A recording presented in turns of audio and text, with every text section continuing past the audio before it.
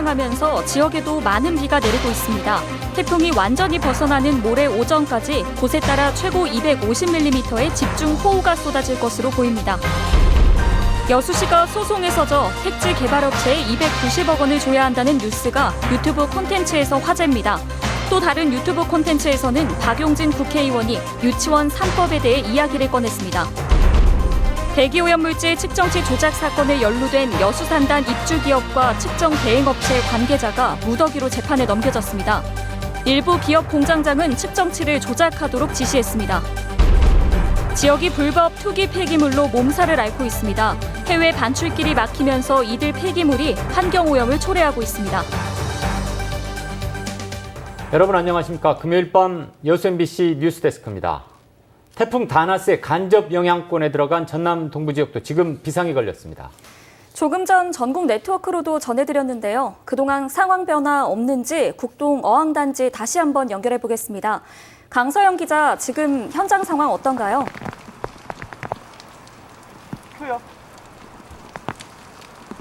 네, 그렇습니다. 오늘 오전부터 쏟아지고 있던 빗줄기는 점차 거세지고 있습니다. 파도도 강하게 치고 있는데요. 지금 태풍이 다가오고 있는 것이 느껴집니다.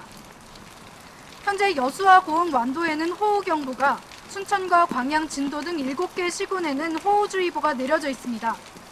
지금까지 여수시 거문도가 229mm, 완도군 여서도는 149.5mm의 강우량을 기록하고 있는데요.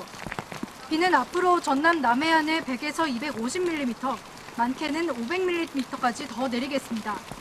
파도도 높게 일고 있는데요. 먼바다에는 5m에 이르는 높은 파도가 일면서 남해 서부 전해상에 풍랑주의보가 내려졌습니다.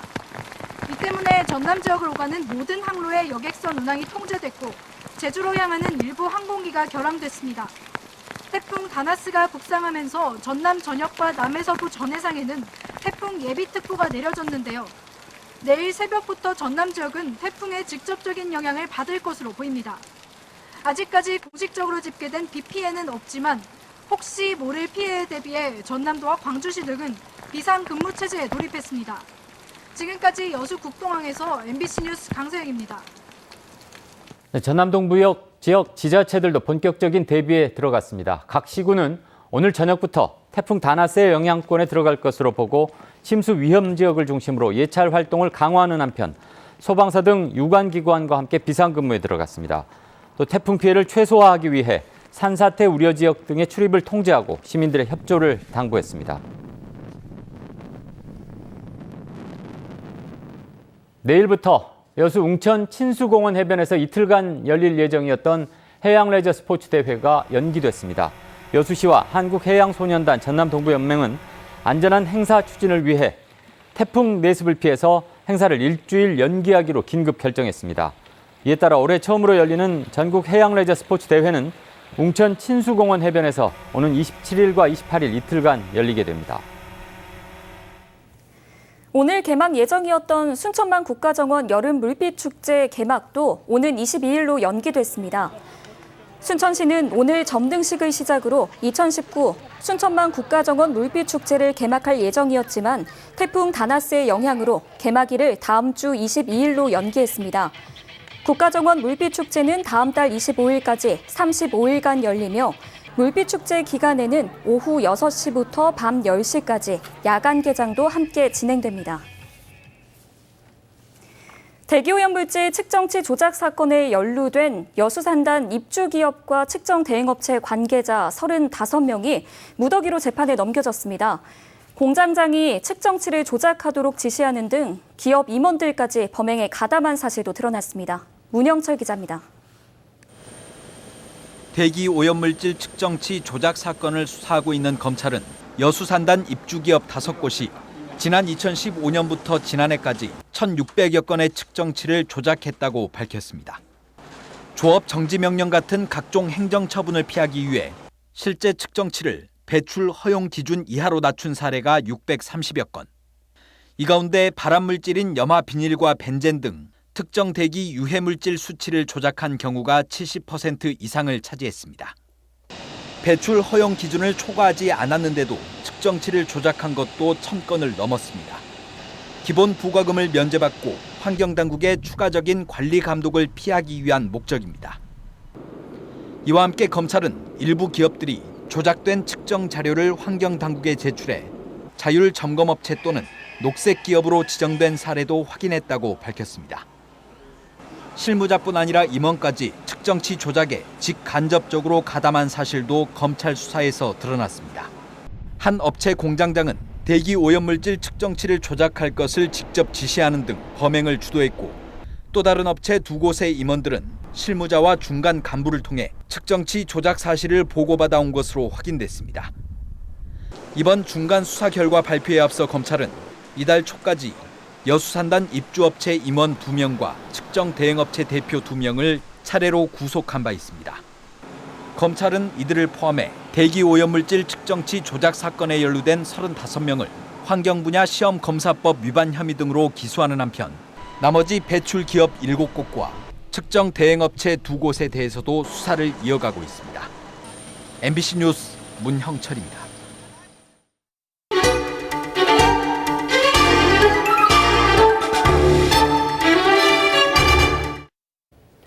여수시가 소송에서 져서 택지개발업체에 290억 원을 반환해야 한다는 뉴스 때문에 연일 논란이 뜨거운데요. 네, 여수 MBC 유튜브 바다불어 팀이 바로 이 문제를 놓고 변호사와 나눈 이슈 토크가 눈길을 끌고 있습니다. 네, 목포 MBC 유튜브 낭만항구에는 유치원 3법으로 유명했던 박용진 의원이 와서 뜨거웠던 당시의 상황을 생생하게 전해줘서 화제입니다.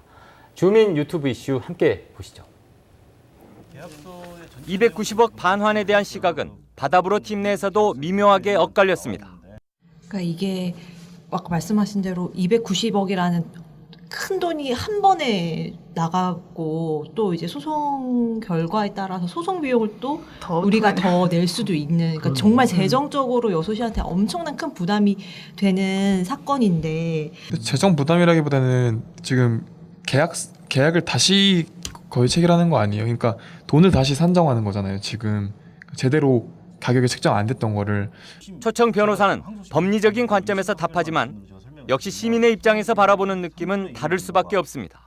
누가 옳고 그르다라고 말씀드리기는 좀 애매한 것 같아요. 각자의 입장이 있겠죠. 또 각자 입장이 있는데 세금 내는 시민은 그렇죠. 이제 쓸데없는 소송비 이런 거 화낼 얘기입니다. 내게 될 가능성이 있는 거잖아요. 어쨌든. 그렇죠. 역시 핵심은 내재된 본질적 구조적인 문제를 파악하는 것. 바다불어는 과연 어디서부터 잘못돼 벌어진 상황인지를 지속적으로 살펴보겠다는 의지입니다. 중간 어떤 의혹들이 혹시 개입이 돼서 이제 소송까지 오게 되지 않았나, 그런 걸 조금 들여다볼 필요가 있을 것 같아요. 유치원 3법으로 국민들의 주목을 받았던 서울 강북을의 박용진 의원이 목포 MBC 유튜브 낭만항구를 찾았습니다. 유치원 감사 결과를 낱낱이 고발하며 거친 항의를 받던 당시를 생생하게 회고합니다. 그때는 저도 정신이 하나도 없었어요. 정말로. 아니 느닷없이 무슨 300명이 넘는 원장님들이 국회로 쳐들어와서 어떻게 그럴 수가 있지? 가두 집회와 항의 방문을 불사하던 한유총. 과연 지금은 어떤 상황일까?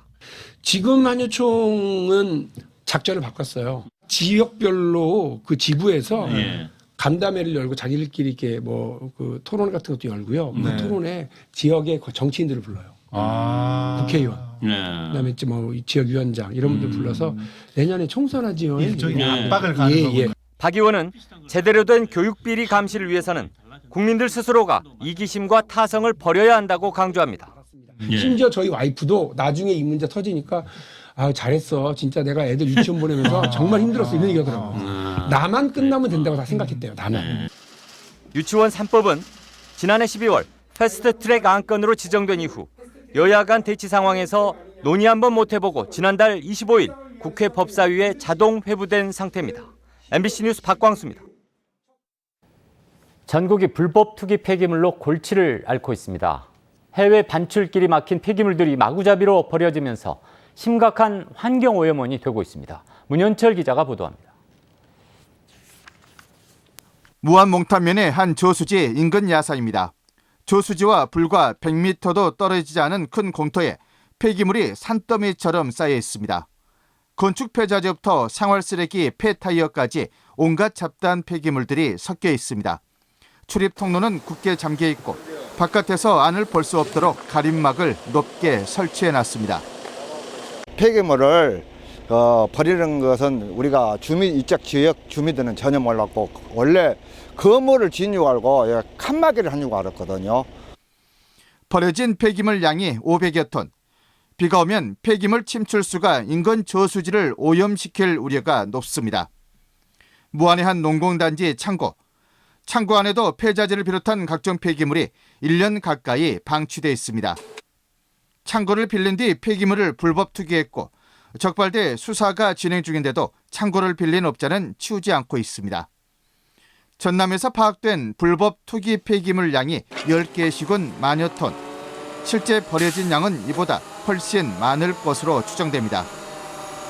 지금 기존에는 폐기물이 주로 수출을 많이 했었는데 지금 중국 같은 데나 동남아 쪽에서 수출이 막혀 있는 상태다 보니까 그 폐기물이 국내에서 전부 다 처리가 돼야 하지만 폐기물 처리 시설이 부족하다 보니까 지금 이게 불법 투기가 돼 있는 걸로.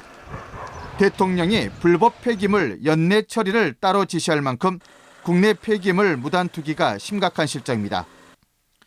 폐기물 불법 투기 과정에 전문 브로커가 점조직으로 움직이다 보니 적발되더라도 배출자를 찾아내기가 쉽지 않는 등 지자체에 큰 골칫거리를 안겨주고 있습니다. MBC 뉴스 문현철입니다. 광양제철소의 환경 문제 시행정이 적극 대응해야 한다는 주장이 시의회에서 제기됐습니다. 정민기 의원은 임시회 5분 발언을 통해 제철소의 환경 문제가 시민들의 생존권을 위협하고 있다며 대기오염물질 배출량 상시 공개와 유해물질 측정소 확대 등이 필요하다고 밝혔습니다. 또 긴급 상황에 따른 안전지침을 재점검하고 전라남도와 광양시의 지도감독 강화를 촉구했습니다. 지역 내의 발달장애인들을 보호하고 치료할 지원체계 구축이 시급하다는 지적이 나왔습니다. 여수시의회 정현주 의원은 10분 발언을 통해 여수 지역만 발달장애인이 1,530명으로 집계돼 있고 그중 공격적 성향을 보여 지원 조치가 절실한 최중증 발달장애인도 상당수에 이르고 있다며 시 행정에 관심을 촉구했습니다. 정 의원은 특히 지원체계의 핵심으로 단기 거주시설의 설치와 낮 시간 활동 지원체계 구축, 그리고 이를 체계적으로 진행할 위원회 설치를 제안했습니다. 김영록 전남지사의 민선 7기 SOC 공약 사업 추진이 미진한 것으로 나타났습니다. 전라남도에 따르면 민선 7기 김영록 지사의 7개 분야 139건의 공약 사업 가운데 여수 세계 박람회장 국제 컨벤션 센터 건립 사업, 전라선 고속철도 건설 등 대규모 SOC 공약 사업 15건이 아직 중앙부처 협의가 이뤄지지 않고 있거나 국가 계획에 반영되지 않았습니다. 전남도는 반면 민선 7기 지난 1년 동안 모두 23건의 공약 사업을 완료하는 등 124건, 90%의 공약이 정상적으로 추진되고 있다고 밝혔습니다. 또래를 집단 폭행에 숨지게 한 혐의로 기소된 10대들이 첫 재판에서 살인의 고의성을 부인했습니다. 광주지법 제11형사부 심리로 오늘 열린 첫 재판에서 18살 최모근 등 10대 4명은 공소사실 중 폭행 행위는 인정하지만 죽음에 이르게 될 것을 알면서도 때리지는 않았다며 고의성은 부인했습니다.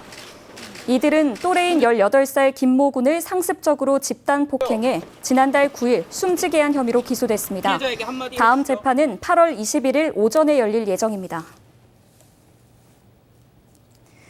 9개월 된 자신의 아들을 아파트 5층 밖으로 던져 숨지게 한 친모가 구속됐습니다. 광주지법 박옥희 영장전담 부장판사는 36살 유모 씨에 대한 영장실질심사에서 유 씨의 범죄 혐의가 소명되고 도주할 우려가 있다며 구속영장을 발부했습니다. 유 씨는 어제 새벽 6시 20분쯤 광주시 서구의 한 아파트 복도 5층에서 생후 9개월 된 아들을 창밖으로 던져 숨지게 했습니다.